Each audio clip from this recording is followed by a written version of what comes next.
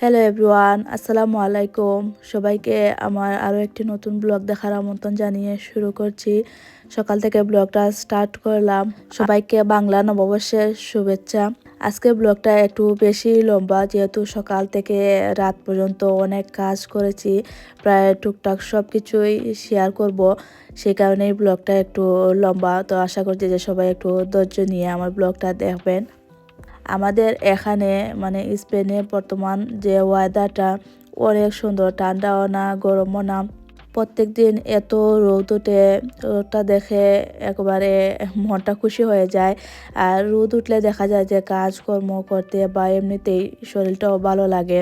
আর মেঘলা মেঘলা থাকলে অথবা বৃষ্টি হলে শরীরে এনার্জি পাওয়া যায় না, কাজও করতে ভালো লাগে না। বাহিরে অনেক শুকনা কাপড় আছে, এগুলা ভিতরে ঢুকাচ্ছি, তারপরে মেশিনেও কাপড় ঢুকিয়ে দিয়েছি। সেগুলা ধোয়া হয়ে গেলে মেলে দেবো।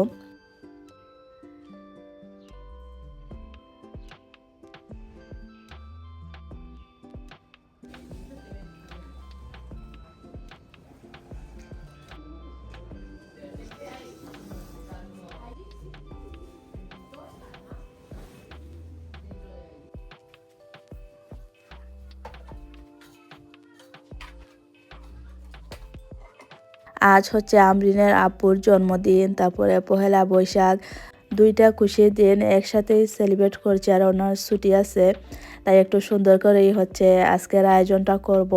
তো রাতে হচ্ছে ওনার কিছু আত্মীয় স্বজন থাকেন, যে এখানে ওনাদেরকেও বলেছি আসার জন্যে। তাই প্রথমে ঘরটা পরিষ্কার করে নিচ্ছি, তারপরে হচ্ছে রান্না বান্না করব। আজ নতুন নতুন অনেকগুলা রেসিপি শেয়ার করব, তো ভিডিও লাস্ট পর্যন্ত অবশ্যই দেখে যেও।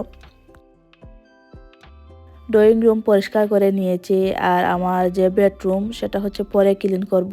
ছেলে মেয়ে হাজব্যান্ড ওনারা ঘুমিয়ে আছেন। তো আজ ঠিক করেছি যে পয়লা বৈশাখ আর হাজব্যান্ডের উপলক্ষে একটু আনকমন বা একটু বেশি কিছু করব। তো এখন হচ্ছে মুড়ির মোয়া বানাবো। তো শুদ্ধ ভাষায় হচ্ছে এটাকে গুড়ের মুড়ির মোয়া বলে, আর আমরা সিলেটি ভাষায় খইগুল্লা না কি একটা, আমি ভুলে গেছি, এরকম নাম ছিল। প্রথমবার হচ্ছে এই মাটির কলসের মধ্যে এই গুড়টা কিনেছি, আর প্রথমবারই এসেছে আমার কাছে মনে হয়। আগে কখনো আমি বাঙালি দোকানে দেখিনি, তো মাটির জিনিসের মধ্যে দেখে তো অনেক ভালো লাগলো, তাই কিনে নিয়ে আসলাম। তো আগের কিছু গুড় ছিল, এগুলা দিই, তারপরে যদি লাগে তাহলে আরও অ্যাড করব। আজকে গুড়ের ক্ষীরও বানাবো একেবারে গ্রামের স্টাইলে, তো অনেক বেশি গুড় লাগবে। ক্ষীরটা হচ্ছে মাটির হাঁড়ির মধ্যে যে গুড় সেটা দিয়ে তৈরি করব, ভালো লাগবে। মুড়ির মোয়া কে কে বানিয়েছেন অবশ্যই আমাকে কমেন্ট করে যাবেন। আর আমি এই প্রথমবার বানাচ্ছি।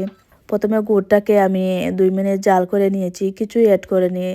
যেহেতু আমার গুড়টা ফ্রিজে ছিল, একটু শক্ত ছিল, তাই 2 মিনিট ফ্রাই করে নিলাম। এখন হচ্ছে মুড়ি দিলাম, দিয়ে আরও 2 মিনিটের মতো এটাকে ফ্রাই করে নামিয়ে ফেলবো।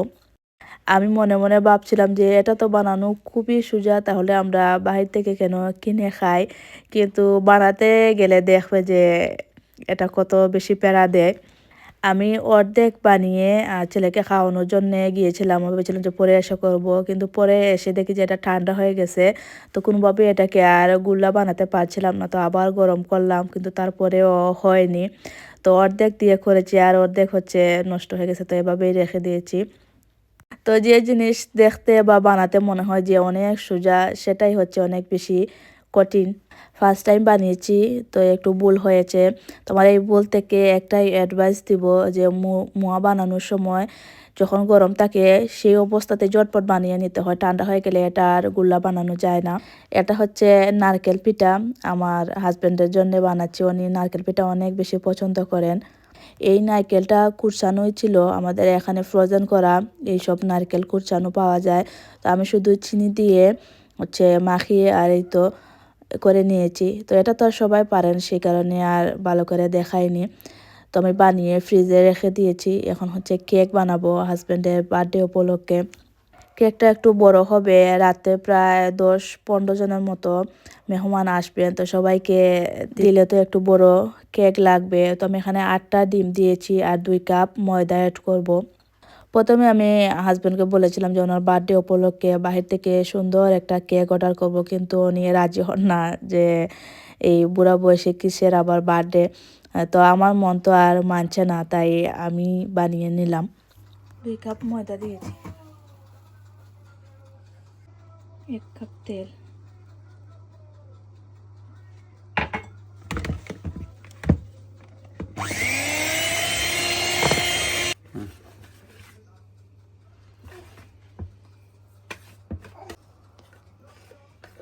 হাঁটো।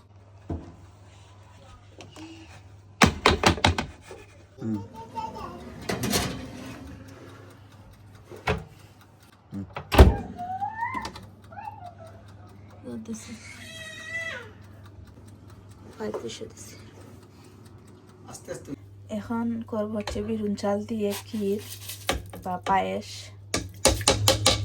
তো এখানে হচ্ছে নারকেল কুচরানো দিয়েছি, পানি, বিরুন চাল এগুলো সিদ্ধ করে নিই।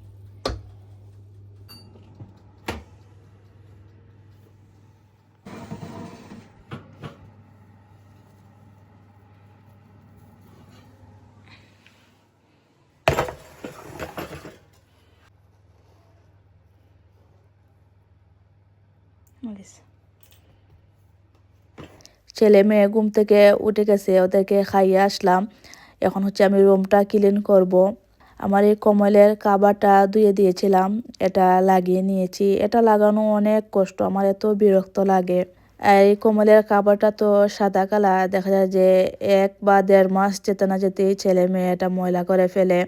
আজ মনটাও ভালো, তারপরে শরীরের মধ্যেও মনে হলো যে আমার 100% এনার্জি আছে, তাই যাই করছি মানে একটু মন দিয়ে সুন্দর করে চকচক করে করছি যাতে দেখতে ভালো লাগে।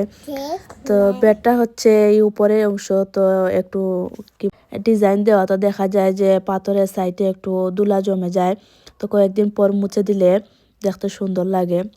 আসলে সুন্দর জিনিস সুন্দর রাখতেও অনেক বেশি কষ্ট করতে হয়। যত্ন আর পরিষ্কার করে না রাখলে যত দামি জিনিসই হোক না কেন সেটা নষ্ট হয়ে যায় অথবা পুরাতন হয়ে যায়, বেশি দিন লাস্টিং করে না। আজ অনেক সুন্দর একটা বেড কাভার লাগিয়েছি, এটা নকশি কাঁথা প্লাস বেড কাভার হিসেবেও ইউজ করা যায়। এটা আমি সব সময় ইউজ করি না, গত বছর হচ্ছে বর্তা পার্টির সময় বিছিয়েছিলাম আর আজ বের করেছি।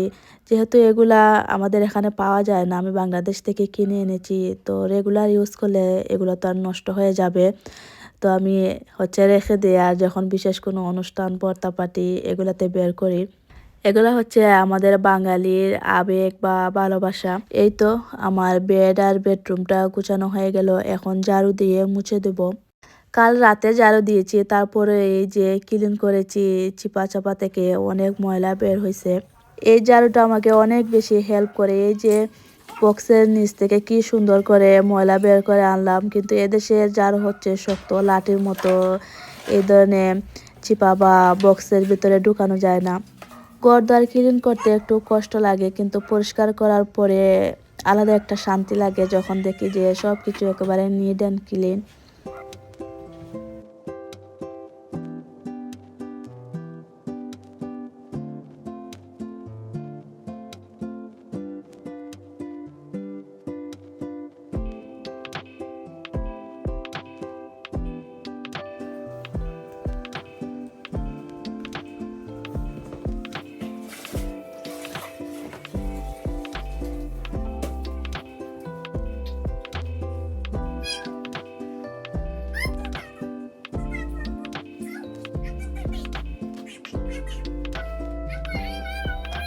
টেবিলটা ক্লিন করে নিয়েছি, এখন হালকা একটু ডেকোরেশন করি।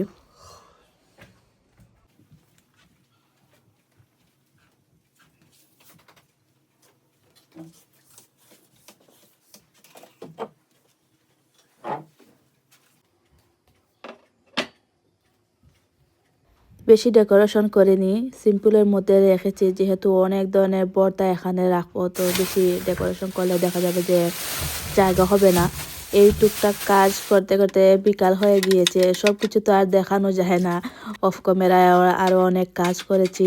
এখন হচ্ছে ভর্তা বানানোর জন্য প্রিপারেশন নিচ্ছি। আজ হচ্ছে অনেক ধরনের ভর্তা বানাবো। প্রথমে পেঁয়াজ কাটলাম, এখন ফ্রিজ থেকে রসুন বের করছি। আমি হচ্ছে রসুন ক্লিন করে ডিপ ফ্রিজে রেখে দেই, অথবা আমাদের এখানে সবজির দোকানে ক্লিন করা রসুনও পাওয়া যায়। তো আমি বেশি করে এনে ডিপ ফ্রিজে রেখে দিলে দেখা যায় যে 6 মাস ভালো থাকে। নর্মালে রাখলে কিন্তু আবার 1 সপ্তাহ পরেই এগুলা পচে যায়। তো একটা আইডিয়া দিই, বেশি করে রসুন এনে একদিন কষ্ট করে এভাবে ক্লিন করে বক্সে ভরে ডিপ ফ্রিজে রেখে দেবে, অনেক দিন ভালো থাকে। আর প্রত্যেক দিন ক্লিন করার ঝামেলাও কমে গেল।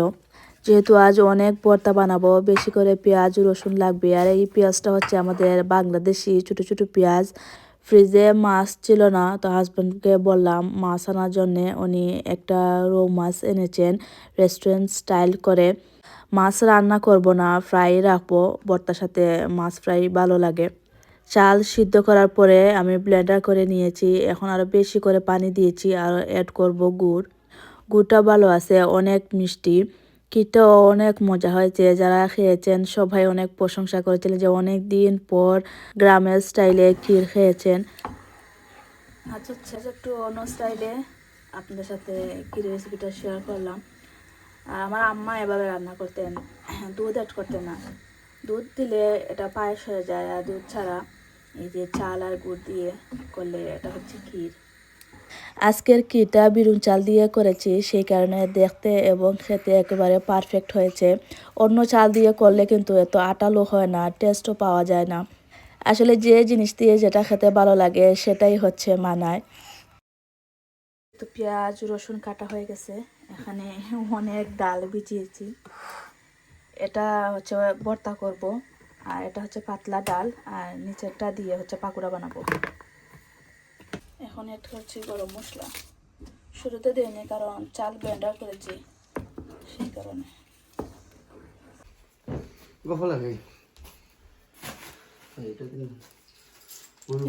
মরিচ ছাড়া তো করতে হতো না। ওকে,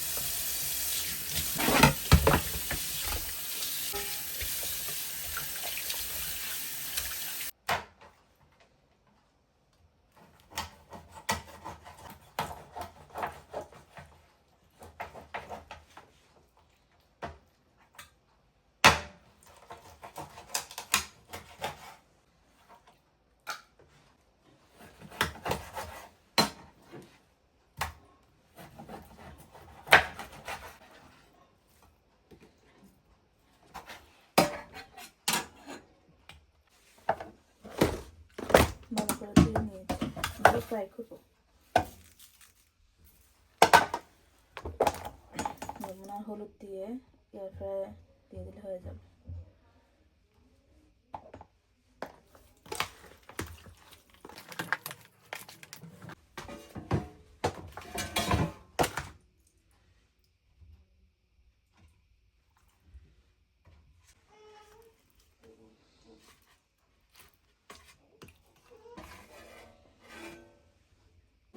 আমার সব মাটির জিনিসপত্র বের করছি, যেহেতু ভর্তা পার্টি করব, ভর্তা বানাবো। মাটির জিনিস না হলে ভর্তা পার্টির অথেন্টিক ফিলটাই পাওয়া যাবে না। তো আজকের ডালটা হচ্ছে আমি মাটির হাঁড়িতে রান্না করব।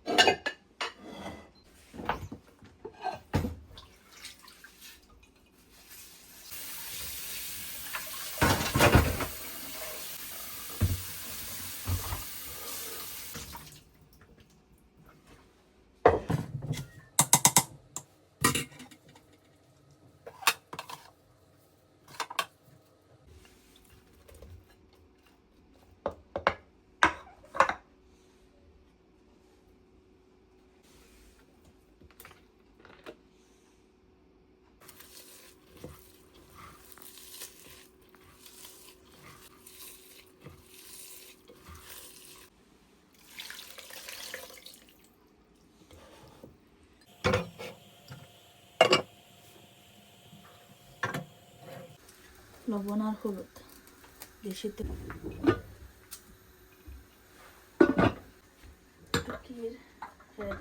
কিরকম আছে।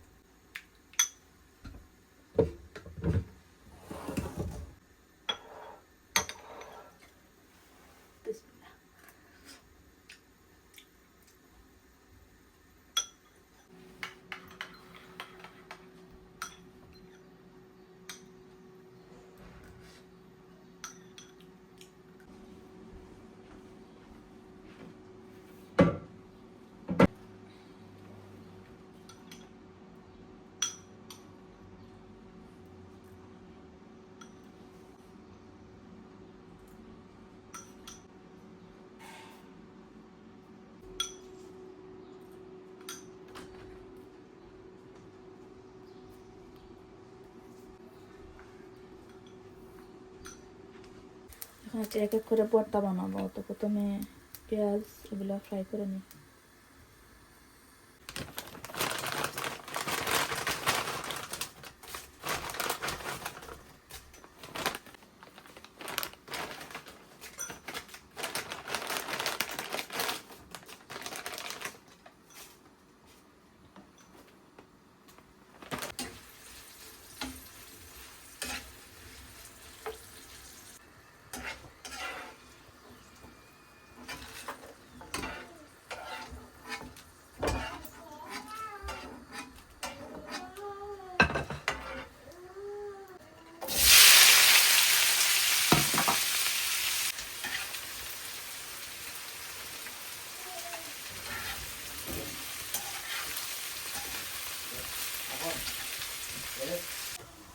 এক পাশ হয়ে গেছে।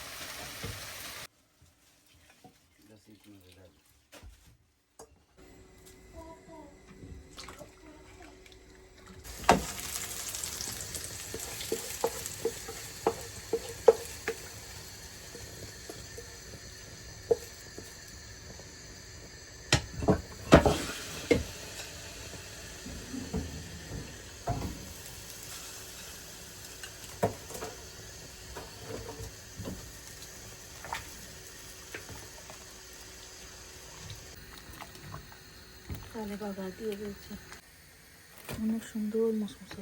ফ্রাই করলে এরকম হয় না।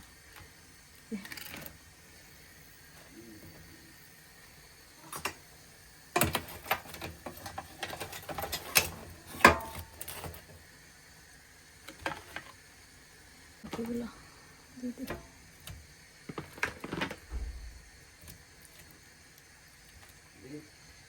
এগুলা সিদ্ধ হোক, এখন হচ্ছে কেক বানাবো। ভর্তার জন্য পেঁয়াজ মরিচ এগুলা ফ্রাই করে নিয়েছি। এদিকে আমার ডালও হয়ে গেছে। আর যেগুলা দিয়ে আমি ভর্তা বানাবো সব কিছু ফ্রিজ থেকে বের করে আনলাম। এগুলা কেটে প্রথমে সিদ্ধ করব। আর এদিকে হাজবেন্ডকে বললাম যে হুইপিং ক্রিমটা ব্লেন্ড করে দেওয়ার জন্যে, কিন্তু দুঃখের বিষয় হলো আজকের কেকটা আমার মন মতো হয়নি এই হুইপিং ক্রিমের কারণে। এটা দিয়ে আমি ডেজার্ট বানাই, ডেজার্টের জন্য একটা একেবারে পারফেক্ট, কিন্তু কেক আসলে এই হুইপিং ক্রিম দিয়ে হয় না, মানে গলে যাচ্ছিল। কোনো মতে আমি একটু ডেকোরেশন করে তারপরে ফ্রিজে রেখেছি, তারপরেও হুইপিং ক্রিমটা গলে পানি হয়ে যাচ্ছিল। তো যারা কিনা প্রফেশনাল কেক বানান আমাকে আমাকে একটু বলে যাবেন প্লিজ, কোন হুইপিং ক্রিম দিয়ে কেক বানালে লং টাইম ভালো থাকে বাজারের কেকের মতো। একটা পিকচার দেখাবো, এইরকম ডিজাইন দেওয়ার ইচ্ছা ছিল, কিন্তু হুইপিং ক্রিমের কারণে আর পরে মনটা খারাপ হয়ে গেছে। তারপরেও মোটামুটি ভালো হয়েছে, কিন্তু খেতেও অনেক মজা হয়েছিল।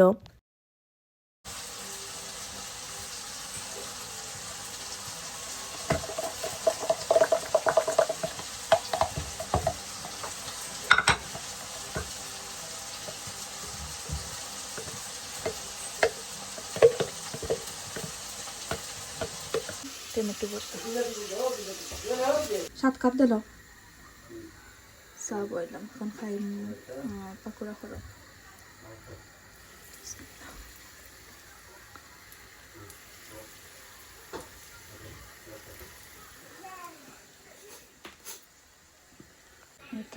পাকোড়া শেষ ভাত আর একটা বসিয়েছি যদি না হয়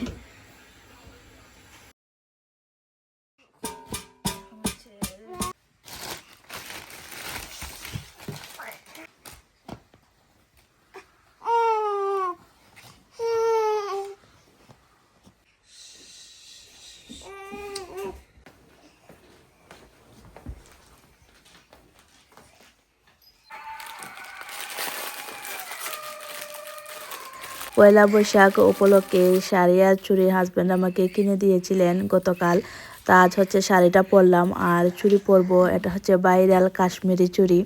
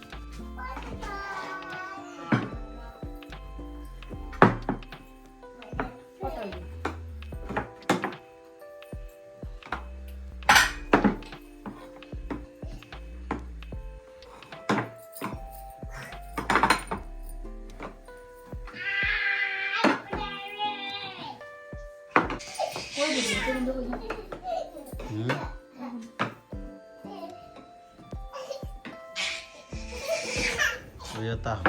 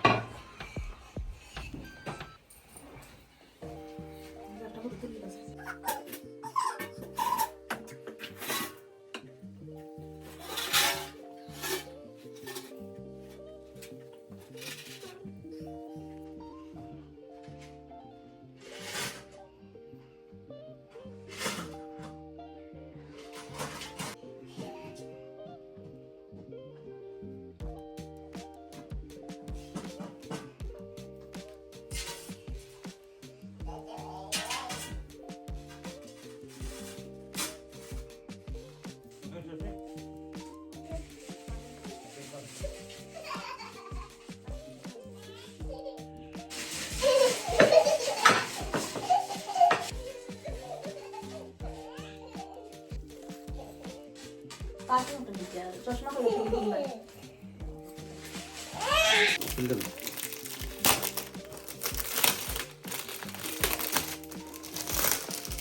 এটা স্মেলটা আমার ভালো লাগছে প্রাণ শুদ্ধ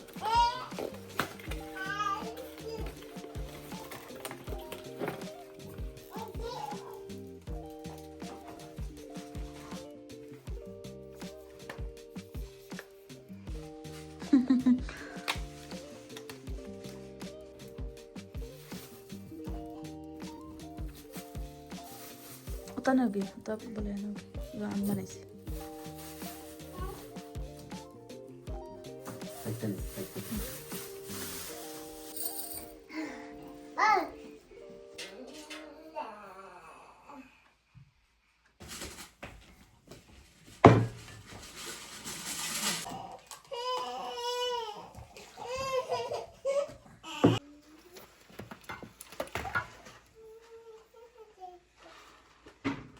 এখন ঠিক আছে পর্দা পাটি ভুট্টা দেওয়ার পরে।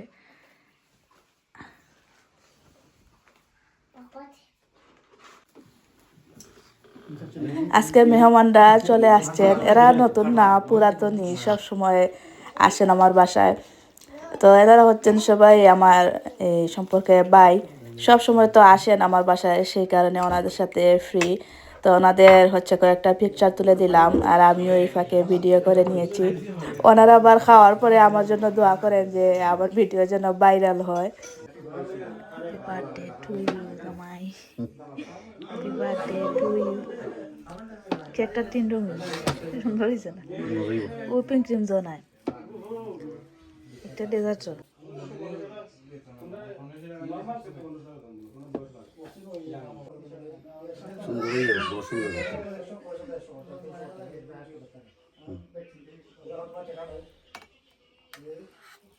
দেখতে কিন্তু সুন্দর হয়েছে। সুন্দর কেক কাটাই বুঝো না আমি কিতা করব দেখি দেখি যত বলে দিল বলে দিল থাকতে